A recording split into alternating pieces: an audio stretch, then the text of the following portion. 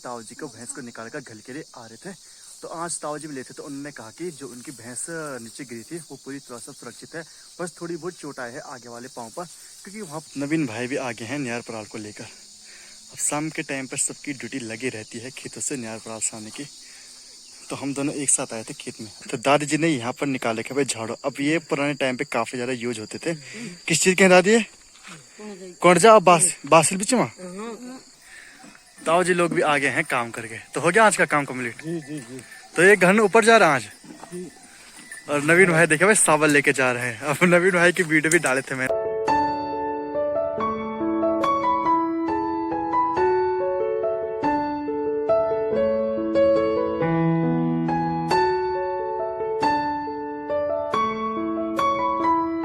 दिन की नई शुरुआत भी हो चुकी है। तो हेलो दोस्तों, गुड मॉर्निंग, स्वागत है आपका हमारे नए व्लॉग में और आशा करते हैं कि आप सभी लोग बढ़िया होंगे। तो चलिए सुबह के 8 बजे से हमने आज के व्लॉग की शुरुआत भी कर दी है। ना रात पक्ष लगे हैं तो आजकल ना 2-3 दिन से थोड़ी बहुत बारिश देखने को मिल रही है।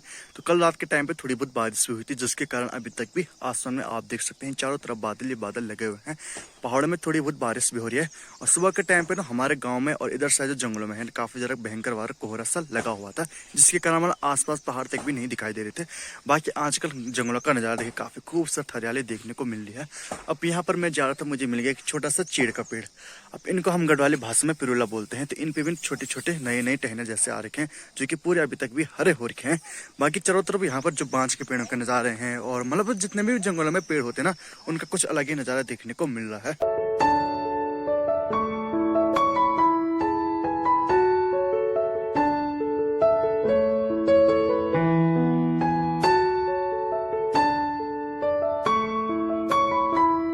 जंगलों में जो काफल के पेड़ हैं, इन पे भी अब नए पत्ते आने बैठ गए हैं। तो यहाँ पर एक छोटा सा काफल का पेड़ दिखा मुझे। तो इस बार इस पे काफी ज्यादा काफल आए थे, लेकिन इसके जो नए पत्ते हैं ना फिर से नए आने बैठ गए हैं।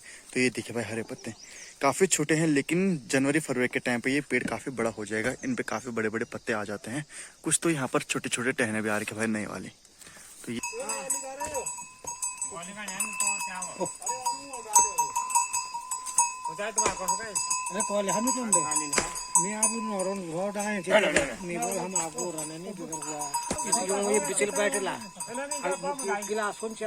चार्ज भी चले गए हैं हमारे बैलों के साथ सीधा यहाँ से ऊपर जंगल की तरफ। अब सामने पे चल रहा है आज का रोजगार गारंटी का काम। अब नवीन भाई भी सुबह से लगे हैं आज दीवार की चुनाई करने में। तो हमारे जो यहाँ के जो हेड मिस्त्री है ना, उन्होंने आज कर रखी है छुट्टी। अब उनकी जगह पे जो चुनाई है पत्थर की, वो नवीन भाई कर रहे हैं। अब वैसे तो नवीन भाई रहते हैं भाई ऑस्ट्रेलिया में, 2 महीने की छुट्टी आ रही है घर के लिए। अब 2 महीने की जो छुट्टी है ना, वो हमेशा इसमें बिता रहे हैं। तो इसमें उनका भाई टाइम पास भी हो जाता है।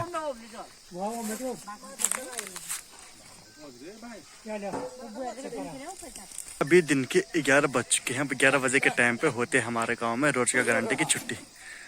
ताऊ जी लोग भी आगे हैं काम करके। तो हो गया आज का काम कम्प्लीट? जी। तो ये घर ऊपर जा रहा है आज। और नवीन भाई देखे भाई सावल लेके जा रहे हैं। अब नवीन भाई की वीडियो भी डाले थे मैंने। तो जो दीवार दे रखी थी हमने यहाँ पर दे रखी थी। अब चाची लोग हमेशा जो यहाँ के जो सामान रहते हैं जैसे सावल घन कुदाल वगैरह, वो हमेशा यहीं रखते हैं। अब कल फिर से आना हमको यहाँ पर काम करने के लिए। बाकी अभी दिन के टाइम पे सभी लोग यहाँ पर बैलों को चराने के लिए आ रखे हैं। अब यहाँ पर से ऊपर है झाड़ियाँ। अब जितने भी सावल घन वगैरह रहते हैं हम हमेशा इन झाड़ियों में छुपाते हैं। बाकी अब धीरे धीरे धूप भी लगने बैठ गई है। इधर साइड में काफी ठंडी छाया मिल रही है भाई देखने को। अब नीचे साइड खेतों का नजारा भी देखिए, काफी खूबसूरत हरियाली देखने को मिल रही है। तो आज आसमान में चारों तरफ बादल भी लगे हुए हैं। तो पहाड़ों में ना थोड़ी बहुत बारिश भी हो रही है, जिसके कारण ज्यादा धूप नहीं है। अभी आसमान में देखिए भाई चारों तरफ बादल ही बादल लगे हुए हैं। तो पहाड़ों में हो रही काफी खतरनाक वाली बारिश। तो मुझे ताऊ जी ने अभी आवाज दी कि इस पेड़ में है वाली ककड़ी। तो सामने पे आप देख सकते हैं भाई काफी बड़ी लगी हुई है। अब ये है सबसे पेड़ की टॉप ऊंचाई पे। अब जो पेड़ है ये है भाई नाशपाती का। तो इस पेड़ में मैं आ गया हूँ ककड़ी लेने के लिए। बाकी यहाँ से नीचे देखिए भाई कितना ज्यादा गहरा जैसे दिखाई दे रहा है। तो मैं अगर गिर जाऊंगा ना तो ऊपर से जाली के ऊपर गिर जाऊंगा मैं। बाकी यहाँ पर आने का रास्ता भी नहीं था, मतलब काफी खतरनाक वाला पेड़ है ये नाशपाती का। ये देखिए भाई चारों तरफ पाँव रखने की जगह भी नहीं है। तो अब यहाँ से ठीक निकालना पड़ेगा। और ककड़ी देखकर काफी टॉप ऊंचाई पे, हाथ में नहीं पहुंच रहे। अब मुझे जाना पड़ेगा यहाँ से। तो ऐसे होती है भाई पहाड़ों में और घरों में ककड़ियाँ। निकाल दिया भाई मैंने अभी ककड़ी। अब ये है इस सीजन की पहली ककड़ी। ठीक लगी थी नाशपाती के पेड़ में। अब हाइट भी देख सकते हैं आप, काफी बड़ी है। तो ज्यादा नहीं, कम से कम 600-700 ग्राम तक की है और काफी अच्छी ककड़ी है भाई ये घर की, तो काफी स्वादिष्ट होती है। और अभी मैं ब्लॉग बना रहा हूँ पेड़ से, नाशपाती के पेड़ से। अब इसे फेंकना पड़ेगा यहाँ से नीचे जाली में, तो ये जाली में गिर जाएगा तो ठीक है, अगर रास्ते में गिरेगी तो पूरी तरह से टूट सकती है। ये फेंक दिए रास्ते में, ओ बेटा फेंक दे जय माँ। अब इसे हम फेंकेंगे जाली में इधर साइड।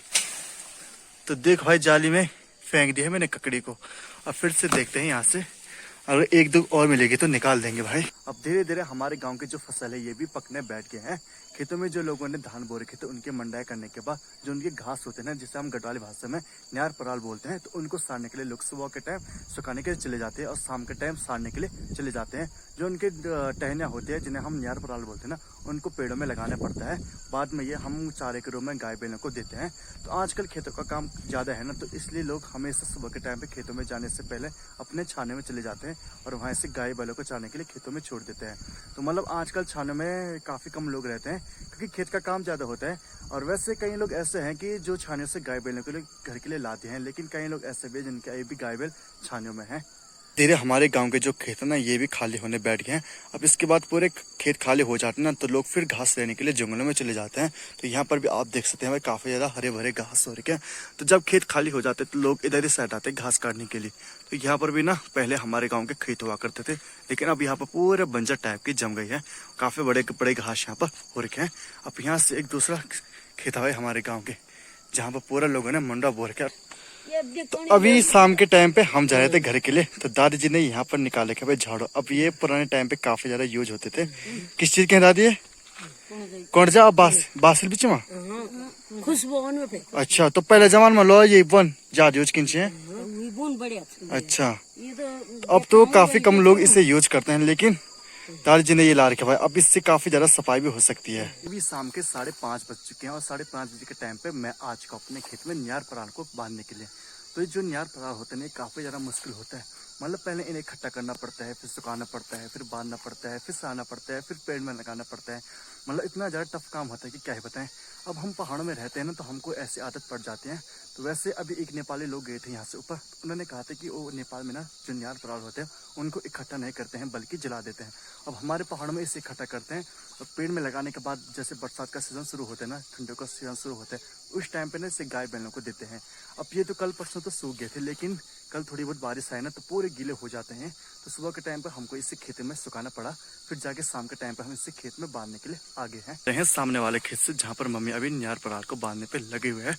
अब मैं ला रहा हूँ इस वाले खेत में जहाँ पर एक छोटा सा भीमल का पेड़ है। तो इस वाले पेड़ में हम लगाएंगे इसे। बाकी यहाँ पर ना कई लोग अभी जो ऐसे हैं जो अभी खेतों से न्यार पराल को सारने पर लगे हुए हैं। बाकी कुछ खेत ऐसे हैं जो कि पूरे खाली हो चुके हैं। तो मतलब 2 या 3 दिन में ये पूरे खेत खाली हो जाएंगे। आज से ज्यादा लोगों ने यहाँ पर न्यार पराल को बांध दिया है। कई लोगों ने यहाँ पर सुखाने के लिए रखा है, तो कई लोग यहाँ पर सारने पर लगे हुए हैं। तो अभी हम लगाएंगे इस वाले पेड़ पर जो कि भीमल का पेड़ है। तो यहाँ पर देख सकते हैं ये है मेरे भाई भी आगे हैं न्यार पराल को लेकर। अब शाम के टाइम पर सबकी ड्यूटी लगी रहती है खेतों से न्यार पराल सारने की। तो हम दोनों एक साथ आए थे खेत में। अब नवीन भाई ला रहे हैं ठीक नीचे वाले खेत से।